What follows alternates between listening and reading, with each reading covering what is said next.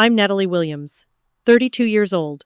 To my family, I was always the useless one, the daughter who left with nothing, the soldier who chose the wrong path. At every dinner, my father toasted Gregory's promotions, my mother praised Tiffany's investments, and I was the shadow they looked past.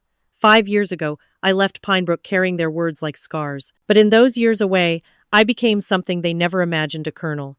Decorated, trusted, commanding lives and decisions they couldn't comprehend. The night they mocked me most was the same night I realized silence was my sharpest weapon.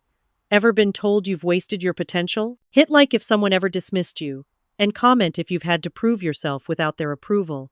It began with my return to Pinebrook, the town that once tried to erase me. The road stretched in a long gray ribbon across the Montana plains, wind cutting sharp against the windshield, bare trees rattling like bones in the November cold. The town hadn't grown. If anything, it looked smaller, shrinking under the wide sky. I slowed as the faded sign appeared. Welcome to Pinebrook. Population 4,021. It had been 4,021 for as long as I could remember, as if no one dared leave, and those who did weren't counted anymore. My grip tightened on the steering wheel. I could still hear my father's voice, deep and dismissive, from years ago. The military is for people with no options, those who can't make it in the real world. He had looked at me when he said it, not at Gregory, not at Tiffany, always me. The echo stung even now, louder than the hum of the engine. I had left with that wound carved into me, and in 5 years I had risen further than he ever imagined. Yet tonight, as I drove toward the house I once called home, I kept it hidden like a secret medal pressed against my chest.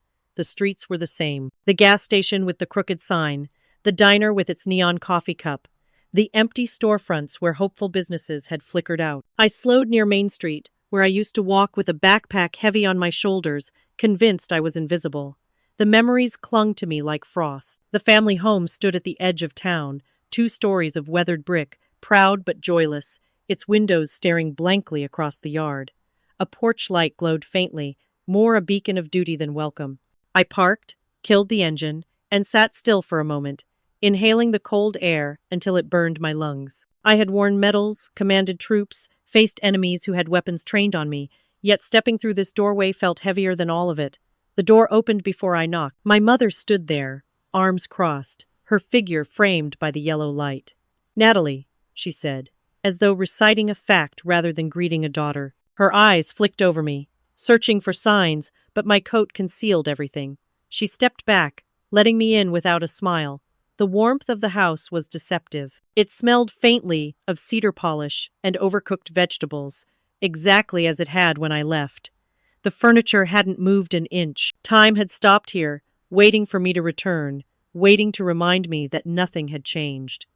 "Your father's in his study," my mother said. Her tone was clipped, as if I had interrupted his important plans. Albert emerged before I could respond, tall, his hair more silver now, but his expression as sharp as ever. His ambition clung to him like cologne. "Natalie," he said, not embracing me, not even reaching out a hand. "You've kept yourself busy, I hope?" His eyes slid past me to the hallway, as though already done with me. "I have," I answered evenly, "but nothing more." I wasn't ready to give them the truth, not yet. Upstairs, in the room that had once been mine, I set down my bag. The wallpaper still carried faint floral patterns, faded and peeling. The closet creaked when I opened it. Inside, I hung my civilian coat, and then, with deliberate care, I pulled out the neatly folded uniform I had brought, heavy with its insignia, polished metals gleaming under the dim light. My hand lingered on the fabric. I wanted to stand tall, to let them see who I had become. But not tonight. Tonight I slid it deep into the closet, hidden behind coats, hidden behind silence. I closed the door firmly. For now, they would think I was still the Natalie who left with nothing. Tomorrow, the truth would rise. The sound of the doorbell cut through the house. It rang twice, sharp, carrying through the walls. My chest tightened, knowing the rhythm. My mother's voice called faintly downstairs. "Gregory's here." I froze at the top of the stairs, listening to the familiar footsteps entering the foyer, heavy with confidence, with entitlement. My brother's voice rose, warm and eager, filling the house in a way mine never had. The air thickened, pressing against me. Tomorrow, I told myself, tomorrow everything would change.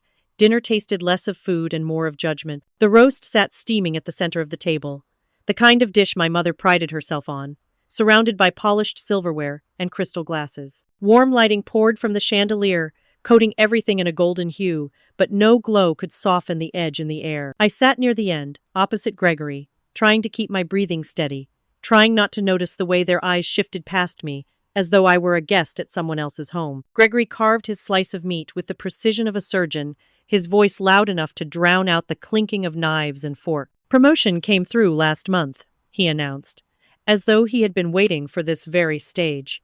His smile was wide, practiced. Regional director, effective immediately. The youngest in the company's history. Even the board congratulated me. My father's face lit like a flame, pride pouring from his eyes. He raised his glass, voice booming. "That's my son, a man who knows how to climb.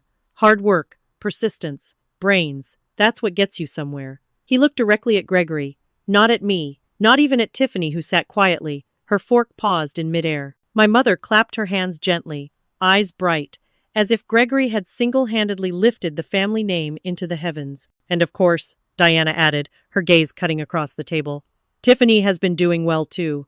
Real estate in Denver, wasn't it?" Tiffany gave a small nod, cheeks flushing. "Yes, it's steady, but—" "Steady?" my mother interrupted, her smile sharp. "You're being modest. Owning 2 properties at your age is hardly steady. It's brilliant."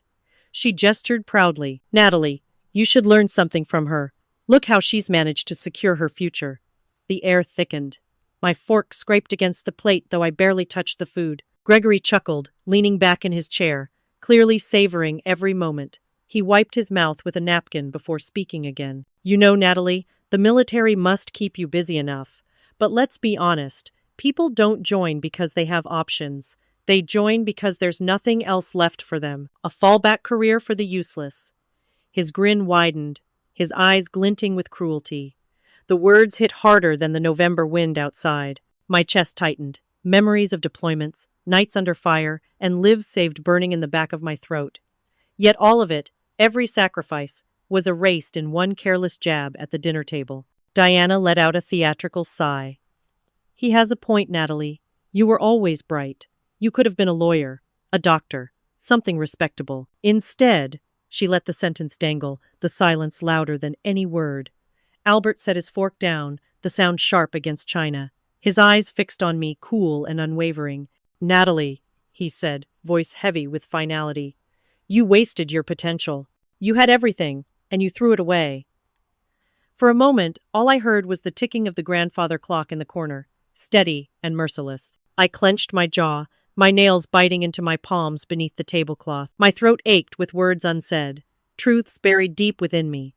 Across the table, Tiffany's gaze flickered toward me, sympathy, faint but unmistakable. The only kindness in a room thick with judgment. I swallowed my rage like broken glass, letting it cut me as it went down. My father turned back to Gregory, already speaking of business contacts and future plans. My mother leaned toward Tiffany, praising her investments. I sat in silence, shoulders squared, face calm. Inside, a vow crystallized, hard and unbreakable. Tomorrow, I thought. Tomorrow they'll see who's really useless. In my childhood room, my colonel's uniform glowed like a secret weapon. The dim lamp barely illuminated the walls, yet the polished silver eagle insignia caught the light and shimmered, alive against the fabric. Around me, the relics of another life whispered mockery, old trophies from high school debates, faded cheerleading ribbons, photos where I smiled because it was expected. Not a trace of my true life lingered here. No medals from campaigns overseas, no commendations for leadership. Nothing that told the story of what I had fought for and what I had become. I sat on the edge of the bed, the mattress dipping the same way it had when I was 17. The silence was thick, broken only by the faint creak of the house, as if it too remembered the weight of my return. My family downstairs had celebrated Gregory's promotion as though it were the crown jewel of our bloodline. My father had dismissed me as if my entire career were a child's mistake. They hadn't seen this uniform. They hadn't seen the hours I bled into every stripe, the nights awake calculating the risk of every order, the names of those who never made it home. I unfolded the fabric carefully, letting my fingers run along each seam. My mind replayed the milestones like a film. Captain at 25 early, by any measure. though no one in this house sent congratulations. Major at 27, a jump that had demanded every ounce of strategy I had. And then, at 28, Colonel. Few made it that far before 30. It should have been the headline of my family's pride, but instead it was a silence so deep it roared in my ears. And yet, one voice always cut through that silence. Justice may come late, but it comes. General Eleanor's words had anchored me through the loneliest nights. I could see her face now, stern but kind, eyes lined with the years of battles fought both on the field and in boardrooms where respect was rationed. She had seen me not as a burden, not as useless, but as a soldier, a strategist, a leader. Whenever I doubted, her voice steadied me, and tonight, her words pulsed like a drumbeat beneath my skin. I lifted the insignia, silver wings spread wide, the eagle fierce. Holding it, I felt the weight of every sacrifice the men and women who had followed my orders, the lives I had carried on my shoulders. My family's ignorance could not erase what was carved into history. They thought I had wasted potential. They had no idea how much power I carried in my silence. I pinned the eagle on the collar, the metal biting lightly against the fabric as though fusing to me. The symbol gleamed, and for the first time that evening, my breath eased. I whispered into the quiet, words sharp and deliberate. Tomorrow, you'll listen. The knock at the door startled me. 3 sharp raps, impatient, followed by the sound of the handle turning. Gregory leaned against the frame, arms crossed, smirk etched across his face. His eyes swept the room, lingering on the closet door, as if he sensed something hidden there. "Still a low-rank nobody?" he asked, voice dripping with mockery. His grin widened, convinced he had found a wound to press. I didn't answer. My hand rested lightly on the insignia, hidden beneath the fold of fabric. Let him sneer. Let him laugh. Tomorrow, his voice would crack when the truth landed like thunder. Gregory believes tomorrow will crown him the family's star. He sat sprawled in the living room armchair as though it were a throne, his glass of whiskey glinting amber in the lamplight. The room smelled of polished wood and roasted coffee, of smoke from the fireplace curling lazily upward. The glow of warmth should have been comforting, but instead it framed every word he spoke like a performance staged for his audience, our parents, Megan at his side, Tiffany on the edge of her seat, and me, silent, tucked into the shadows. "My new project," Gregory began, savoring the phrase as if each syllable elevated him higher, "isn't just a promotion step, it's a legacy move. The CEO herself, Shannon, trusts me with the rollout. That tells you something, doesn't it?" He swirled his drink, his grin arrogant. "She wouldn't hand me this unless she believed I could deliver. She said I have vision. That's what leaders are made of." Albert leaned forward, his eyes gleaming, the way a man looks at the horizon when he thinks the sun is finally rising in his favor. "If you shine, Gregory, my position at the firm rises as well. The board notices family. They see stability, a dynasty even. One son leading cutting-edge contracts, the father's steering policy. That's the American way." He raised his coffee cup as though it were a toast. "The kings will be untouchable." Diana's smile was soft, pleased, indulgent. She touched Gregory's arm, her rings catching the light. "You've always had it in you, my dear.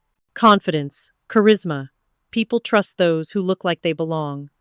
I stayed quiet, but my heart quickened. The contract he was boasting about, the one he was turning into his personal stage, was no ordinary corporate deal. It was my project. My Pentagon contract, the one I had negotiated, nurtured, and signed under my authority. I remembered the thick weight of the folder, the hours in Washington boardrooms, the precision of every clause. And now Gregory sat here, parroting it like he'd thought of it himself, while my father fed his illusions with dreams of empire. Megan, ever the decorative partner, leaned close to Gregory, her voice a purr. "It's because you know how to talk to people.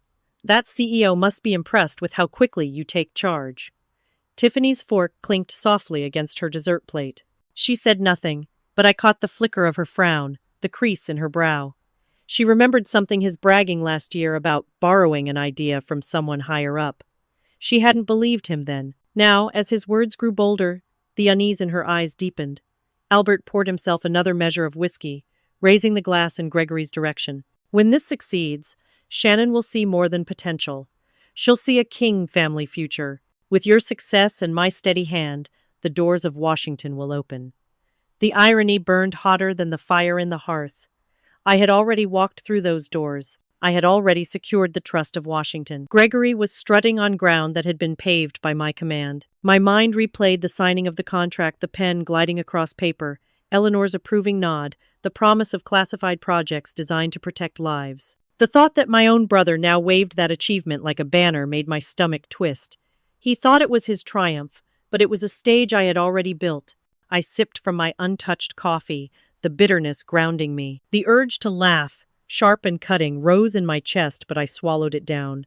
Let them play their illusions tonight. Let them build castles out of lies. Tomorrow, those walls would crumble when truth thundered through. Gregory leaned back, satisfied with himself, his words carrying the weight of arrogance only someone blind to the storm could muster. It's my time now. Everyone will see. My hand brushed against the fabric of my hidden uniform upstairs, the eagle insignia waiting. My inner voice cut through the noise like a blade. You're playing on my battlefield, brother. In the mirror, I saw not a daughter dismissed, but a colonel ready for war. The reflection was both familiar and foreign, my own face, sharpened by sleepless nights and hidden battles, framed now by the crisp lines of my uniform. The eagle insignia gleamed beneath the dim bedroom light, each wing spread as if to remind me of the weight I carried. 5 years away had carved me into something they no longer recognized, but tonight, the house around me whispered with the same disdain it had always carried. I no longer bent beneath it. Downstairs, faint murmurs floated through the floorboards. My family's voices blended in anticipation, as if tomorrow belonged solely to Gregory. He laughed loudly, his confidence filling every room, every shadow, every corner of their lives. They couldn't imagine another outcome. They saw him as the golden son, the heir apparent. They hadn't once considered that the child they had dismissed, ignored, and mocked was the one who already held the battlefield in her grasp. I sat at the desk, pulling out a notepad, writing questions and answers, rehearsing the calm I would need when the time came. Colonel, when did you sign the contract? 2 months ago, under authorization of the Department of Defense. Colonel, what role do you play in this initiative? Command authority. Final oversight. The words steadied me. My answers would not be shouted at a dinner table or dismissed as excuses. They would be facts written into the fabric of power, undeniable and unshakable. The clock ticked toward midnight. My body ached for rest, but my mind surged forward, relentless. I thought of Eleanor again, her voice clear, her advice direct. Calm in the storm, Williams. Rage is a weapon, but wielded wrongly, it cuts you first. I breathed deeply, let the fury ebb into focus. Tomorrow I would not enter as a bitter daughter.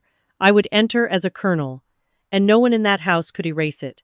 Morning arrived cold and bright. Frost clung to the edges of the window as though the world itself were holding its breath.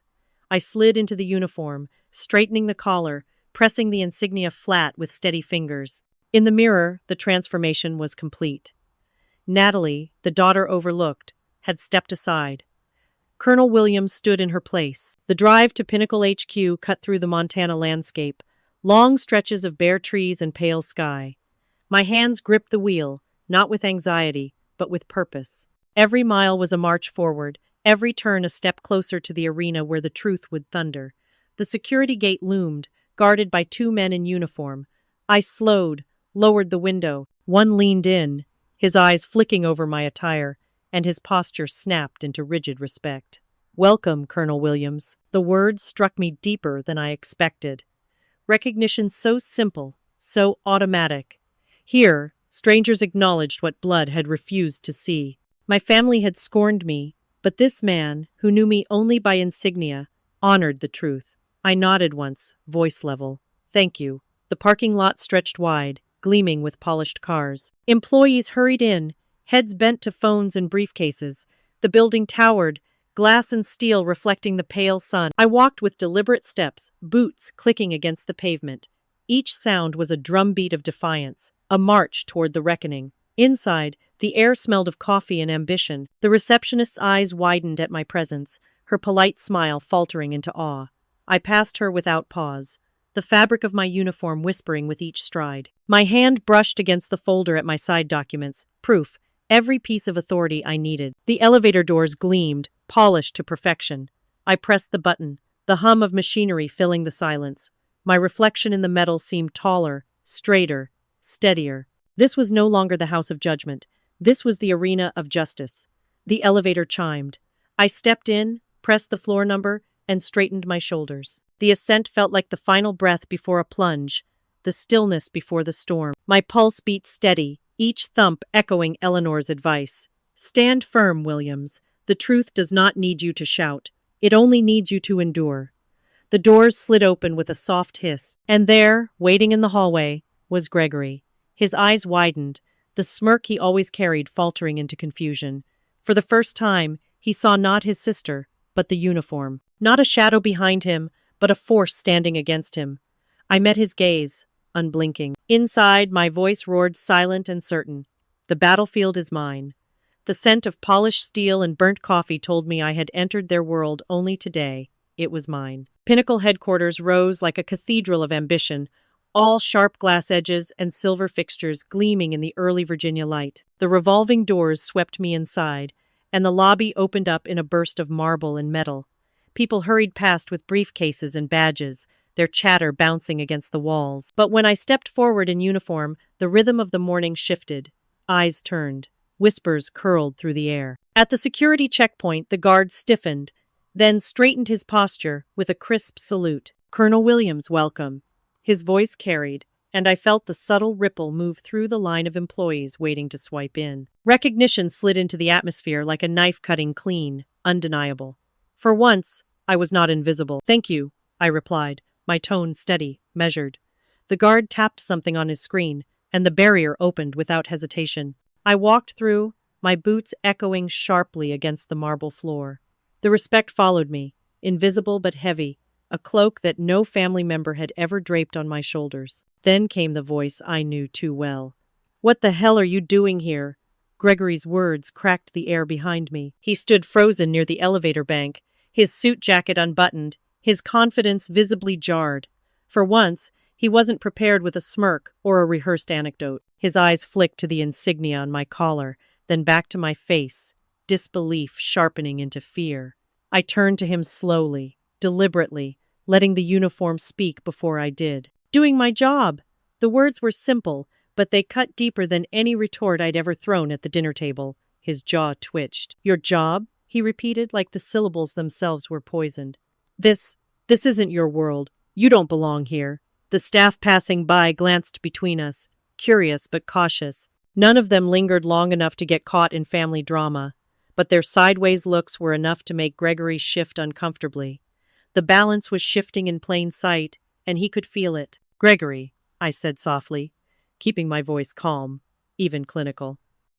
"You might want to choose your words carefully. People here understand rank. They understand authority. They understand the difference between talk and action." He flushed, eyes narrowing, but the flicker of panic betrayed him. His gaze darted again to the insignia, the silver eagle gleaming against the dark fabric. He swallowed hard. "You're—" His voice cracked. He lowered it, leaning in. "You're the Pentagon liaison?" I let the silence stretch. Let him answer his own question in the twitch of his lips, the stiffness of his shoulders. Finally, I inclined my head just slightly. "You catch on quickly when it isn't a borrowed idea, don't you?" He recoiled as if I'd struck him, and for a moment his confidence faltered completely. But then he forced his mask back on, lips curling in something between a sneer and a threat. "Dad has to hear this. He needs to know what game you're playing." "Go ahead," I said evenly. "Tell him." His eyes flashed. He muttered under his breath, words half lost in the shuffle of footsteps.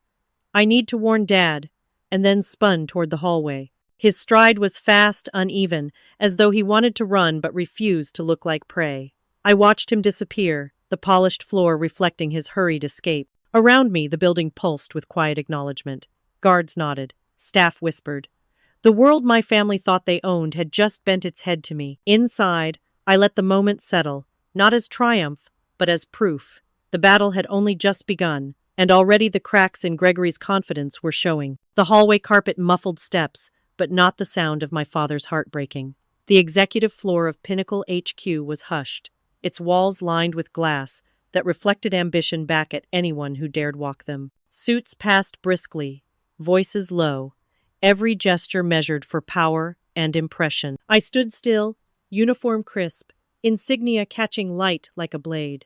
It was here, in this corridor of decision-makers, that I saw him. Albert froze halfway down the hall, his eyes locked on me, and for a moment disbelief washed over his face so naked it stripped him of every practiced expression of control.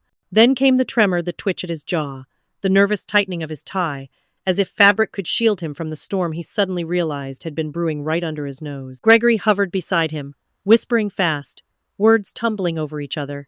His hands cut the air in frantic motions, but Albert's eyes never left me. At last my father moved forward, every step measured, his smile forced into something brittle and fragile. "Natalie," he whispered when close enough, voice sharp with tension, though masked with a politician's charm. "What are you doing here? This is dangerous." His eyes darted around, checking who might be watching. "People will think I used influence. They'll think your position. I avoided you for years to prevent that," I said evenly. My words cut his whisper in half, leaving it to die in the air between us. His breath caught. I watched the pride he wanted to show war with the fear of exposure in his eyes. He wanted to claim me, to beam like he did at Gregory's announcements at the dinner table. But here, in this hall, the truth threatened his image. My uniform wasn't his achievement. My authority wasn't borrowed from his shadow. If anything, it was the light that now made his shadow smaller. "Natalie." He tried again, quieter this time. "If people think I've hidden something, they'll be right," I replied, letting my gaze harden. But it wasn't me doing the hiding. His lips parted, and for the first time in my life, Albert Williams looked rattled. Truly rattled. The tremor of his ambition was visible. The ambition he had so carefully curated through Gregory, his chosen son, now shaking at its foundation. Before he could respond, a voice rang out from behind him, clear and cordial, carrying the weight of recognition. "Colonel Williams, an honor to have you here." It was one of Pinnacle's senior lawyers, a man known for his caution, striding past with his leather briefcase in hand. He paused to shake mine firmly, his greeting loud enough for the executives lingering nearby to hear. Heads turned. A ripple moved through the corridor as eyes adjusted. Albert's daughter, Colonel Williams, acknowledged publicly and without hesitation. I felt my father stiffen beside me. Pride, fear, and resentment collided in him, twisting his expression into something unreadable even to Gregory, who now lingered in silence, unsure if siding with him meant drowning too. And then the doors at the far end of the hall swung open. The lobby hushed as CEO Shannon entered, her presence magnetic, the kind that bent conversations around her like gravity. Her gaze swept the hall, found me in uniform, and without hesitation, she began walking directly toward me. I didn't move. My father did, his shoulders tightening, his face pale as if the walls themselves had closed in on him. Gregory muttered something under his breath, but I didn't catch it. My eyes never left Shannon. The corridor seemed to stretch, every step of hers an echo that rang louder than the whispers building in the air. The battlefield was no longer private. It was public, crowded, and inescapable. The room stilled when Shannon Murphy smiled at me. The conference room was vast, its polished oak table stretching like a battlefield where egos clashed under the glow of recessed lights. Screens lined the walls, already pulsing with charts and projections, the smell of coffee still lingering from the staff's nervous preparations. At the head of it all stood Shannon Murphy, CEO of Pinnacle Technologies, a woman whose reputation alone could silence an entire floor. Her entrance had drawn every eye, but her smile, unmistakably warm, was aimed directly at me. "Colonel Williams," she said, her tone steady, her voice carrying without effort.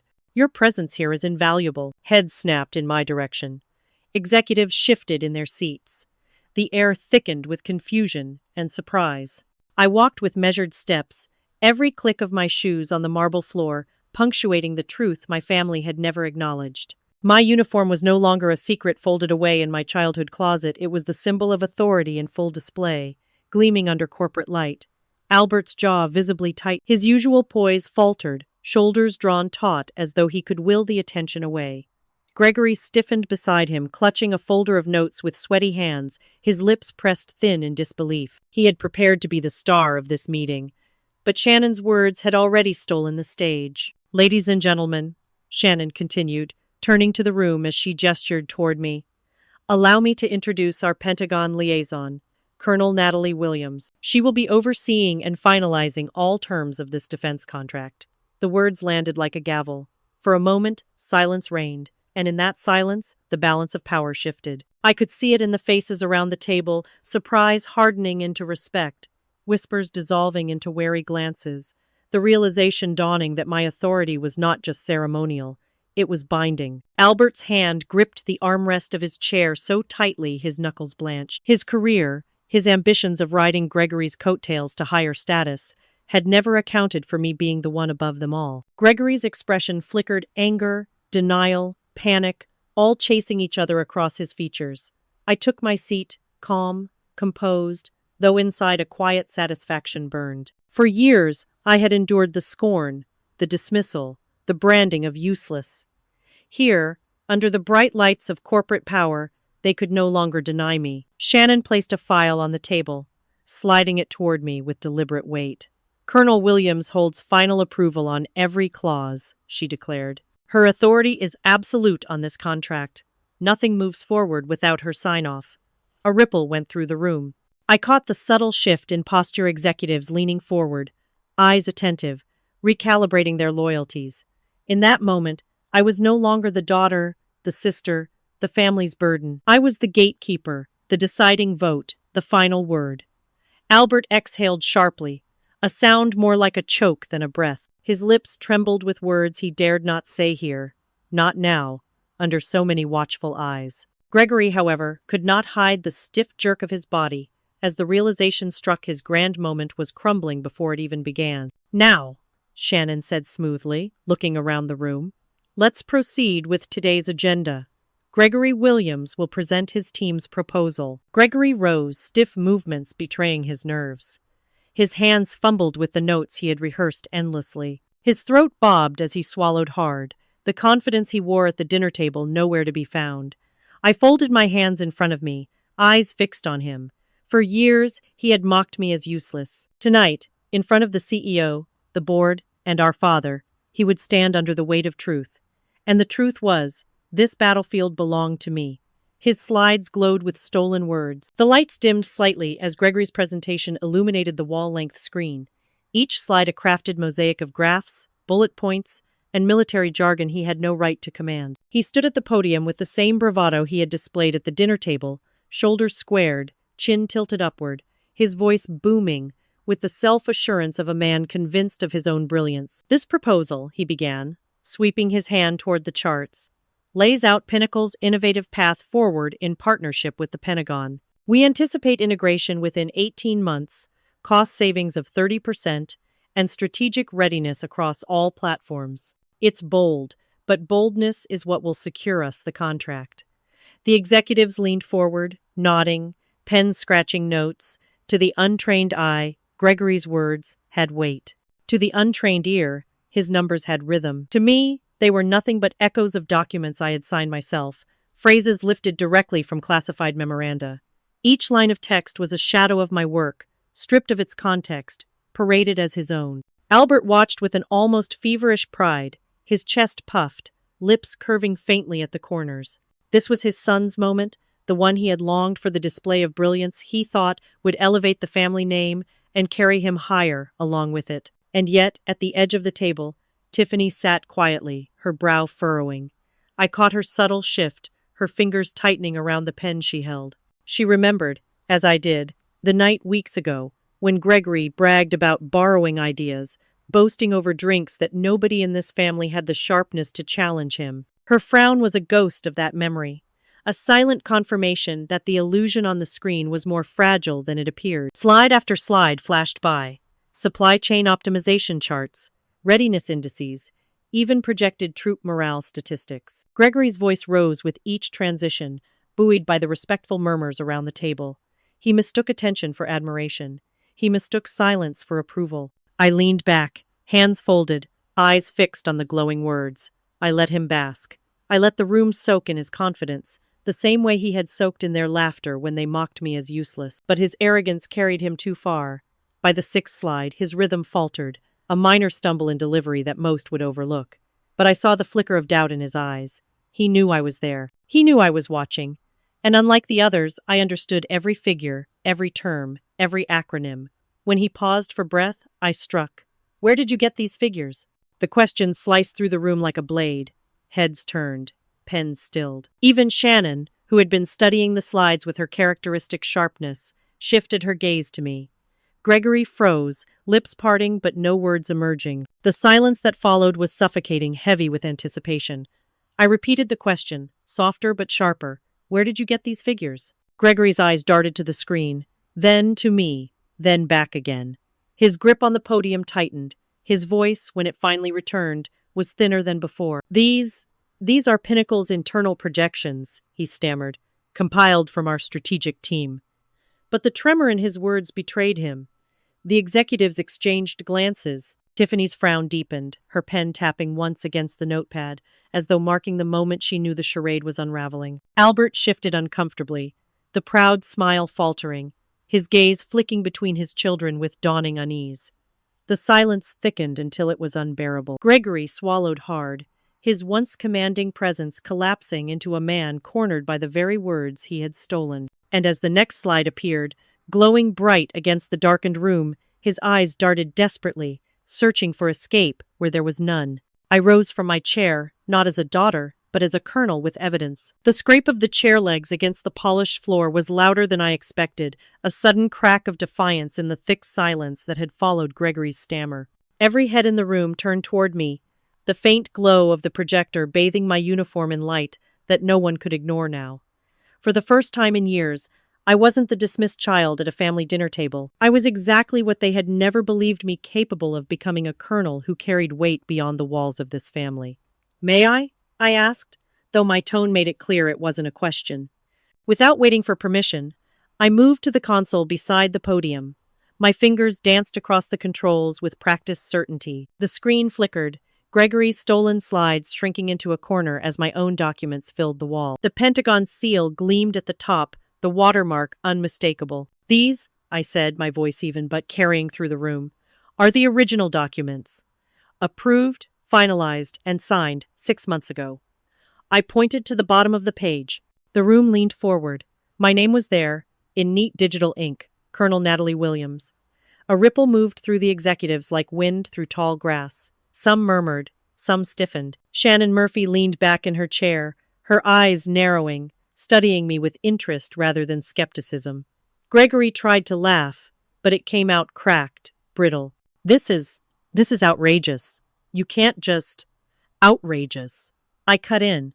"Outrageous is claiming credit for figures you barely understand. Outrageous is presenting a plan riddled with technical errors. Errors that anyone who's actually read the full defense contract would spot immediately." I clicked to the next slide. Red highlights glared against his charts. "Here," I said, tapping the screen. "Your timeline for implementation assumes a logistics cycle of 12 months. The actual contract specifies 24. Your cost-saving projections ignore fuel expenditures in the Pacific Fleet. And your readiness index? Pulled from outdated public reports, not the classified metrics we actually use." The silence this time was not admiration. It was judgment, but aimed at Gregory. His face flushed, jaw tightening as though he could hold back the tide with sheer will. Then Tiffany's voice broke through. Quiet, almost hesitant, but strong enough to echo. "He told me about this," she said, her eyes not leaving the table. All heads turned to her. She glanced up, nervous but resolved.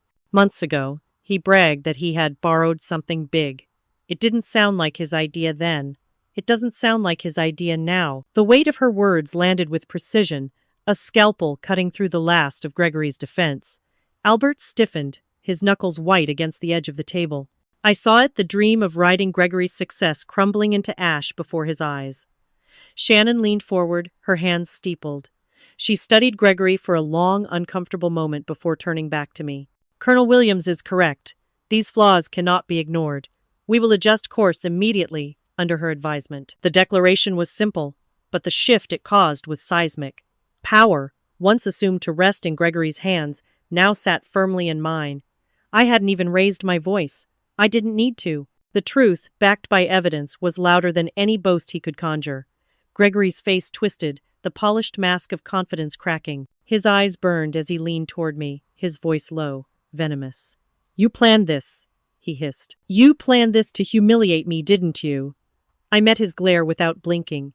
Inside, my pulse thundered, but outwardly I was calm, every inch the colonel I had fought to become. "No," I said softly enough that only he and Albert could hear.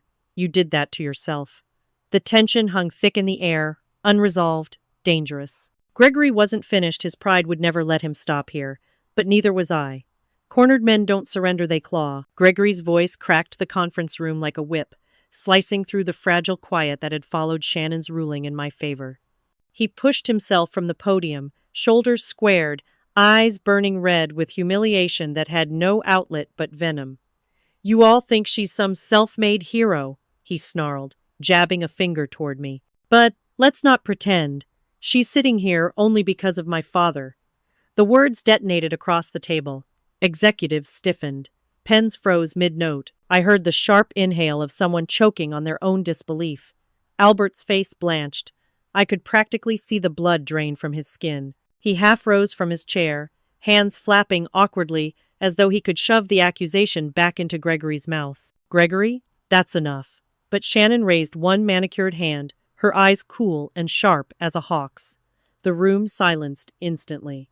Even Albert, caught between ambition and fear, sank back into his chair. Shannon's gaze lingered on Gregory, then shifted to me. "Let's hear it," she said evenly. My pulse thrummed, but I kept my face unreadable. Years in uniform had taught me that composure was the sharpest blade. I folded my hands in front of me. "My career," I said, calm and steady, "has been mine alone. I avoided my father's shadow for years to prevent this very suspicion. Every rank, every post, every deployment I earned without him. I saw it then, the flicker of doubt in Gregory's smirk. He had expected me to lash out, to crumble under the weight of his accusation.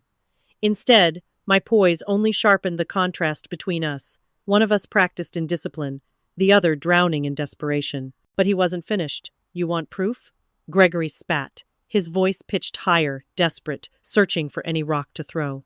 He reached into his leather briefcase, yanking out a folder. The paper slapped onto the table as he pulled free several printed emails. His grin returned, crooked, triumphant. "Here, evidence. Messages where she, my dear sister, leveraged our father's name for access." Gasps rippled across the room. Executives leaned forward, eyes narrowing as they read the forged words projected onto the screen. "As Albert Williams's daughter, I expect consideration." The phrasing was stilted, wrong, but damning at a glance. Albert's mouth fell open. "I never, Natalie, never." His protest stumbled into silence, his ambition chaining him to indecision. The damage was already seeping into the room. I felt the sting deep in my gut, not because I believed his fabrication would stand, but because for the first time since donning this uniform in front of them, I could feel the doubt shift from him onto me. Executives whispered, their voices like dry leaves skittering across a floor. Nepotism. Favoritism. Words sharper than any blade. Gregory leaned on the table, his eyes gleaming with something close to madness. "See? She's no better than me. She talks about honor, about independence. But she's been riding our father's coattails all along. The irony, the sheer projection, would have been laughable if the stakes weren't so high. Instead, it pressed on my chest like a weight. Shannon didn't speak. She merely observed, her expression unreadable. That was worse than condemnation. It meant she was considering, testing, waiting to see how I'd handle the attack. The silence that followed was jagged. Around the table, doubt, whispered, breathed, multiplied. I could feel the cliff edge beneath my feet, Gregory clawing at my heels, trying to drag me down with him. And for the first time since I had stepped into this building, the battlefield tilted. Lies spread fast until truth detonates. The forged emails still glowed on the projector screen, their pixelated lines painting me as a fraud. The murmurs of doubt had thickened into a low hum, heavy as a storm cloud pressing against the ceiling. Gregory stood straighter now, drunk on the power of suggestion, his grin stretching in a way that made my stomach tighten. But I wasn't here to flinch. I turned to Shannon, my voice calm but sharp enough to slice through the whispers. "Madam Murphy, with your permission, I request that Pinnacle's IT division verify the metadata of these documents. If they are authentic, I'll step aside. If not, we will know precisely when and where they were forged." The room went still. Shannon arched an eyebrow, intrigued.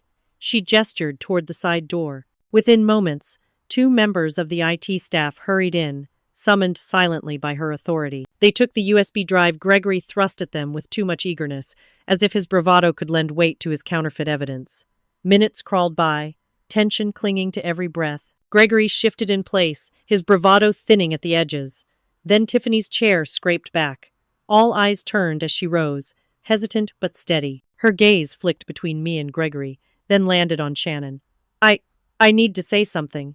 Her voice wavered at first, but grew stronger with each word. Gregory showed me drafts of those files weeks ago. He said he was going to teach Natalie a lesson. He bragged about how easy it would be to tweak the language to make it look real. Gasps broke across the table. Albert's head jerked toward her, betrayal etched in every wrinkle of his face. Gregory paled, his mouth opening in a silent snarl before words finally tore free. You're lying, Tiffany! Don't you dare! But it was too late. The IT lead re-entered, holding a printed report. His expression was professional, but the verdict hung in his tone.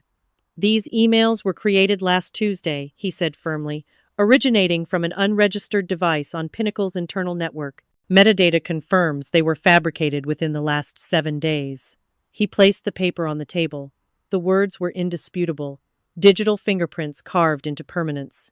Gregory's shoulders sagged, his lips twitched, searching for some last lifeline. But I wasn't finished. I stepped forward, pulling a small folder from my own case. For the record, I said evenly, the Pentagon tracks all official correspondence through a secure, time-stamped system. Every message I've ever sent is archived, verifiable, and sealed against tampering. There is no trace of these because they were never mine. I slid the page across to Shannon. She scanned it quickly, then looked up, her eyes harder than steel. The silence in the room became absolute, charged like the instant before lightning strikes. Finally, she spoke.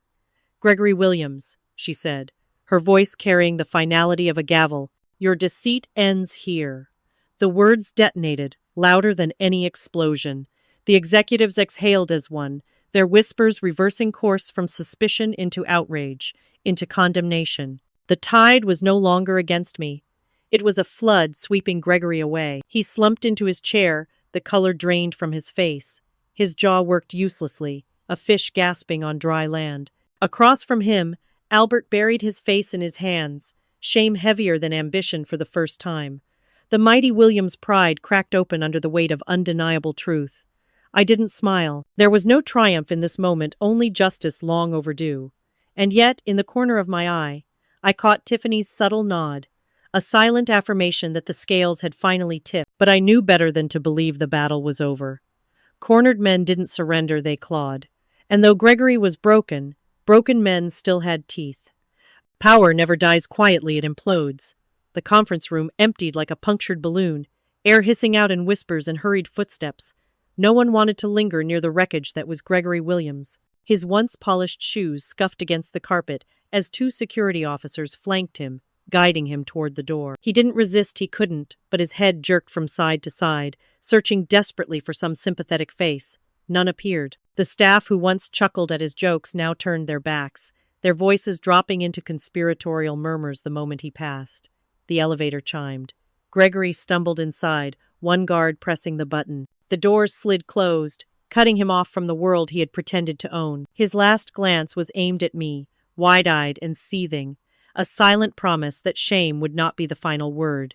In the hallway outside the executive offices, Albert's composure cracked in ways I had never imagined. He followed Shannon like a shadow, his tone frantic, brittle. "Miss Murphy, this doesn't reflect on me. I had no knowledge of his actions. You must understand Gregory acted alone." His hands trembled slightly, but he masked them by clutching at his cufflinks. Shannon stopped abruptly, pivoting to face him. The CEO's calm was lethal, more cutting than any shouted condemnation. "Mr. Williams," she said, her voice clipped, "this company runs on one principle: integrity. It is the only currency we trade in. Your son squandered his, and no amount of excuses will cover the loss."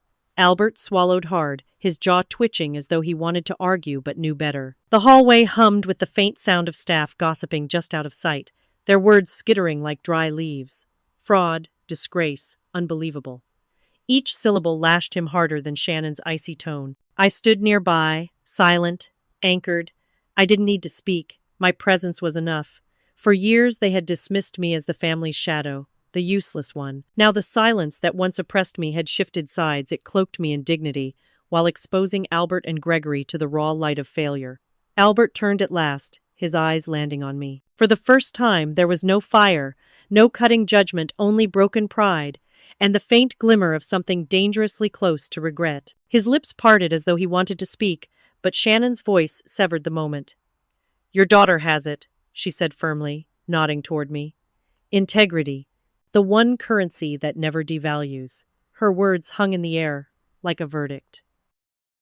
Albert's gaze dropped, shoulders folding inward. It wasn't defeat exactly, it was the hollow recognition that the empire he had hoped to build through Gregory had crumbled in a single morning. And worse still, the daughter he had dismissed as useless was the one standing tall in the rubble.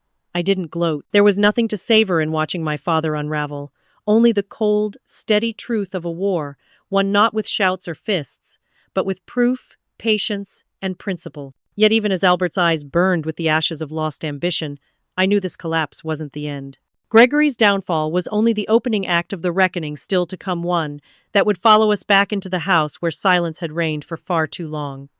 Silence at the dinner table tastes different after disgrace. A week had passed since the conference room detonated with truth, but the echo lingered inside this house. The same dining room where laughter once favored Gregory now hummed with unease. The chandelier above cast its soft glow over a table too polished, too rigid, as though it knew its purpose tonight was no longer celebration, but reckoning. We sat together, the Williams family reunited, but not in the same configuration of power. Diana pushed food around her plate, her eyes carefully avoiding mine. Gregory slouched low in his chair, fork tapping idly against porcelain, a hollow rhythm betraying his restlessness. Albert's shoulders sagged, his tie loosened, the aura of untouchable ambition stripped away. Even Tiffany, a guest at what should have been an intimate affair, seemed unable to leave, perhaps because she understood her quiet witness was necessary.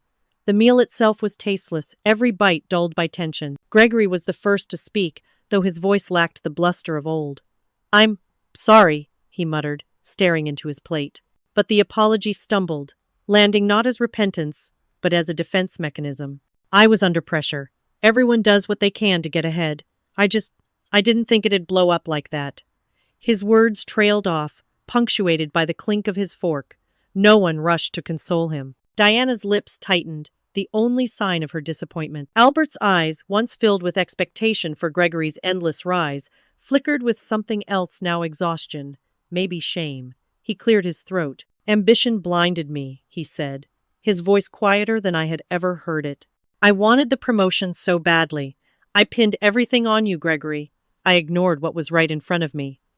He hesitated, his gaze drifting toward me. "I ignored you, Natalie." I set my fork down deliberately, the sound sharp in the stillness. My chest tightened, but I forced my words to come steady. "I never needed your praise," I said. My eyes swept across the table, holding each of theirs in turn. "What I needed was your respect. And you never gave it. Not when I left, not when I came home, not even when I sat at this table a week ago, and you called me useless." Diana's fingers tightened around her napkin, twisting it into knots. Gregory glanced away, his jaw working, no clever retort left in him. And Albert? Albert bowed his head slightly. The man who once filled the house with certainty now diminished into a hushed admission. "Colonel Williams," he whispered, the words halting, raw. For the first time in my life, my father addressed me by my title, not out of mockery, not begrudgingly, but with recognition. His voice cracked. "I owe you an apology." The words should have soothed me. They didn't. They were too late, too drenched in years of dismissal. But still they mattered, because they acknowledged the truth. I had carved my place without their help, and now they could no longer deny it. I rose from the table, pushing my chair back with quiet finality. "I don't need your apology either," I said. "I only needed to prove, once and for all, that I was never the useless one." Their silence followed me as I walked toward the door. Behind me, the table sat fractured, the meal unfinished. In the reflection of the hallway mirror, I caught one last glimpse of Albert's hollow expression, Gregory's downcast eyes, Diana's twisted napkin. Tiffany sat still, her eyes on me, faint admiration flickering there. I stepped outside into the cold Montana night. The stars stretched wide overhead, unbothered by human failings. My breath fogged the air, crisp and clean, and for the first time in years, I felt the weight of this house lift from my shoulders. The reckoning was theirs now. My dignity was already restored. 6 months later, I hosted the dinner. The words lingered in my head as I set the final plate down on my polished mahogany table. The air in my Washington, D.C. apartment carried the faint aroma of rosemary chicken and baked bread. The summer evening light spilled in through the wide windows, catching on the framed medals, the photographs with my unit, the certificate of my promotion to colonel. The walls breathed with a history my family had long ignored but could no longer deny. Tonight, it wasn't just another meal, it was a quiet coronation, on my terms. Albert sat stiffly at one end of the table, but his posture was no longer the commanding one of a man certain of his authority. His hair was thinner, his voice quieter when he spoke, and his eyes followed every movement I made with a mixture of pride and guilt. Diana arranged her napkin carefully, avoiding fuss, a silent admission that tonight she wasn't here to pass judgment. Gregory sat opposite me, shoulders lower than I'd ever seen, stripped of arrogance. He poked idly at the breadbasket, no boast waiting on his lips.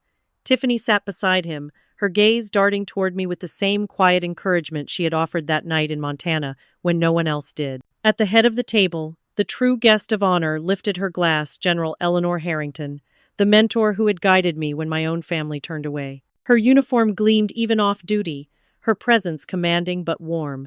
She turned to the table, her words precise, deliberate. "You should be proud of your daughter," she said to my parents, her voice carrying the weight of her rank. "Colonel Williams has achieved what few do at her age. She has commanded with integrity, and she has served this nation with honor. You are fortunate to call her your own." The words seemed to land like stones in a pond, rippling through the silence. Diana pressed her lips together, as though swallowing all the years she had diminished me. Albert exhaled slowly, his gaze softening. Gregory's fork clinked lightly against his plate, his voice low. "Natalie," he said, meeting my eyes briefly, I was wrong. I shouldn't have dismissed you, or stolen from you. I thought success meant climbing over everyone else. But you showed me it can mean something else, something real." His shoulders slumped. "I'm sorry. It was imperfect, halting, but for once genuine." I let the silence stretch before I nodded. "Acknowledging it matters," I said simply. "No triumph, no gloating, just truth." Albert cleared his throat. For a moment, I feared he would retreat back into excuses, but instead, he raised his glass. His hand trembled slightly, yet his voice carried through the room. "To Colonel Williams," he said. "To my daughter, who has accomplished what I could not see, and who stood taller than I ever imagined." The glasses clinked together, a fragile sound, but it rang with something resembling reconciliation. I let the warmth of it settle, not because I needed their recognition anymore, but because they needed to give it. As the evening moved on, Eleanor regaled them with stories of my deployments, of the long nights I had stayed awake to safeguard lives, of the contracts I had signed with precision and authority. My parents listened, humbled, their silence a quiet apology. Gregory laughed once awkward, but lighter than before. Tiffany smiled at me across the table, pride glimmering in her eyes. When the plates were cleared and the night was winding down, I stepped out onto the balcony alone. The city lights glittered, humming with energy. I breathed in the summer air and felt it fill my chest. Inside, I could hear my father's voice still repeating the toast, softer now, as though trying it out on his tongue. Justice may come late, I thought, resting my hands on the railing, but it comes. And then my phone buzzed. A discreet call from the Pentagon, the screen flashing with an encrypted line. I let it ring twice before answering. The voice on the other end was clipped, urgent. "Colonel Williams, we may need you for something bigger. Tomorrow. Are you ready?" I looked back through the glass at the table at my family sitting together in uneasy but newfound respect, and then out at the city again. My lips curved into the faintest smile. "I've always been ready," I said. The night closed around me, not with finality, but with promise. The storm of betrayal had finally broken, leaving truth standing where arrogance once ruled. What began as silence at a family table ended with justice echoing in the boardroom, proving that courage can dismantle even the deepest-rooted injustice. When lies collapse, respect rises in their place, and the scars of dismissal are transformed into strength. Justice may arrive late, but when it comes, it carves a mark that cannot be erased. If you enjoyed this journey of justice served, don't forget to like, share, subscribe, and leave your thoughts in the comments. Type 1 if you felt the same sting of recognition, or 2 if the ending left you wanting more.